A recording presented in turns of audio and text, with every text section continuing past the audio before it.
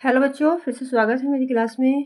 आज का हमारा टॉपिक है, पिछली क्लास में हम अपने व्यक्तिगत विभिन्नता को प्रभावित करने वाले प्रकार जो थे उनके जो है पॉइंट पढ़ चुके थे कि कितने प्रकार का होता है।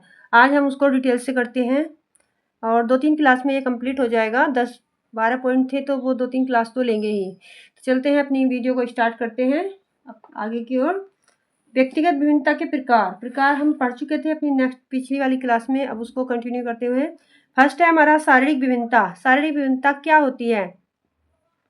प्रत्येक व्यक्ति के शारीरिक विकास की दर भिन्न होती है, इस कारण प्रत्येक व्यक्ति का शारीरिक विकास भिन्न होता है, एक समान नहीं होता। ये जैसा कि हम पहले ही बता चुके हैं कि हर एक बच्चा या व्यक्ति कोई भी समान नहीं होता। तो उसी अनुसार से ये है कि शारीरिक भिन्नता, कोई छोटा होता है, कोई बड़ा होता है। तो एग्जाम्पल देखते हैं हम इसका। एग्जाम्पल है हमारा जैसे काला, गोरा, लंबा, नाटा, मोटा, दुबला आदि। कोई व्यक्ति काला होता है, कोई गोरा होता है, कोई लंबा होता है, कोई छोटा होता है। ये सभी इसी के एग्जाम्पल हैं।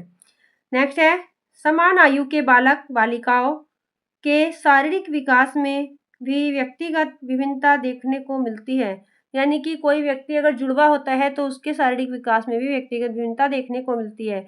आइए इसको चलो एग्जाम्पल हम जो है तो आपको अच्छे से समझाते हैं। ये मैंने कोई डायग्राम बनाया है, एग्जाम्पल दिया है बच्चों का। आई होप आपको समझ में आ जाएगा। 2 बच्चे हैं जुड़वा, एक माता के 2 बच्चे जुड़वा पैदा हुए हैं। तो एक बच्चा है हमारा जो लंबाई में छोटा है और दूसरा बच्चा है लंबाई में बड़ा है।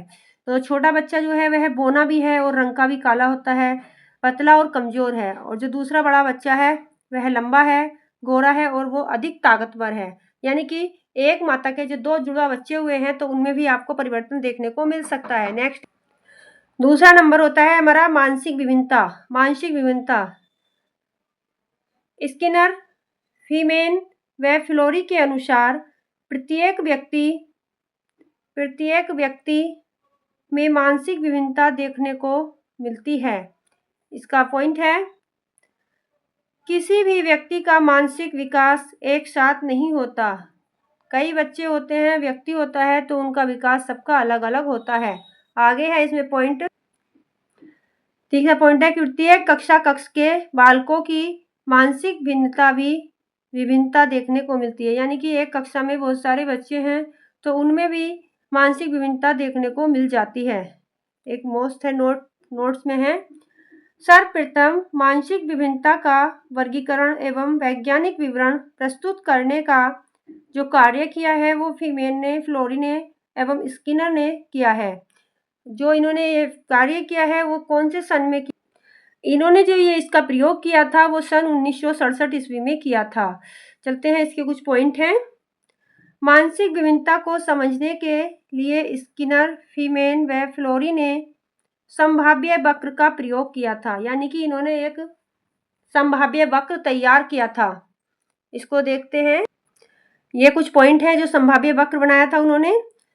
उस संभाव्य वक्र से इस बात का निर्धारण किया जाता है कि प्रत्येक कक्ष के 50% बालक सामान्य बुद्धि के व जितने ही बालक प्रखर व प्रतिभाशाली बुद्धि के होते हैं उतने ही बालक मंदबुद्धि व जड़ बुद्धि के होते हैं। एक कक्षा में अगर 100 बच्चे हैं तो 100 में से 50 बच्चे तो प्रतिभाशाली बुद्धि के हो गए और 25 बच्चे उसमें प्रखर बुद्धि के और 25 बच्चे उसमें सामान्य बुद्धि के हो जाते हैं।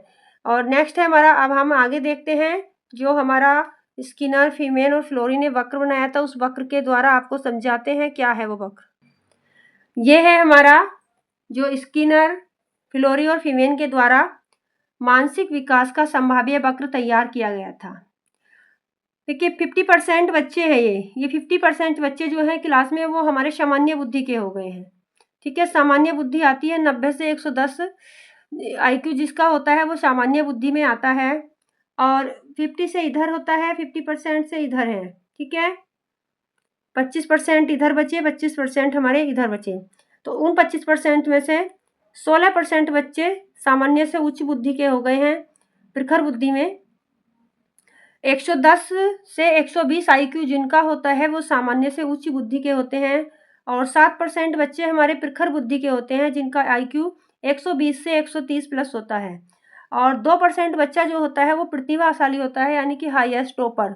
जो बच्चा टॉपर होता है वो होता है 40+, 140+ उसका IQ लेवल होता है। अब चलते हैं इधर, जो सामान्य से निम्न में आते हैं। ये तो आता है हमारा सामान्य से उच्च में, और इधर की साइड है सामान्य से निम्न वाला।